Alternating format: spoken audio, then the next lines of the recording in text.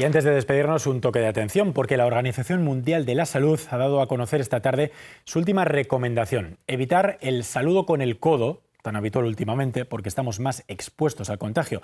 Dice la OMS que lo mejor es saludar poniendo la mano en el corazón.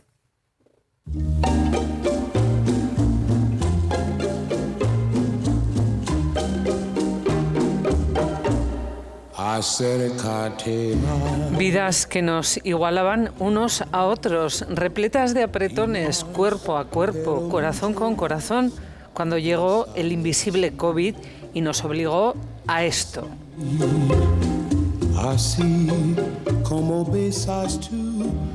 Pero la cosa no queda ahí. Hoy la Organización Mundial de la Salud, a través de su director, recomienda evitar el saludo codo con codo. Bueno, cualquier cosa ya.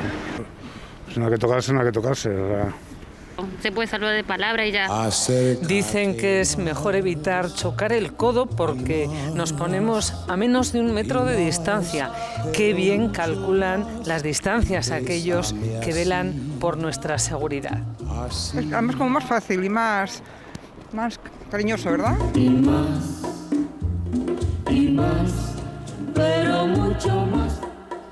Y sin ser negacionistas ni rebeldes con causa, hay quien no lo tiene nada claro. Pero tampoco es un saludo tan malo, pero hacer así es como me parece peor.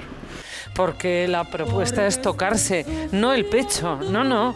La OMS quiere llegar al fondo del ser humano y recomienda que nos toquemos el corazón. El que tiene corazón, el que está descorazonado, ¿qué hace?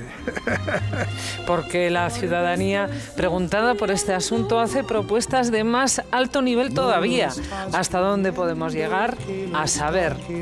Con los ojos es suficiente. Hacer así, ¿da qué más da? Parece a un patrete, tendría que decir. Gesto simbólico que significa honestidad y sinceridad. Emblema de emociones y sentimientos intensos, tan necesarios en los tiempos que nos toca vivir. Ansiedad de tener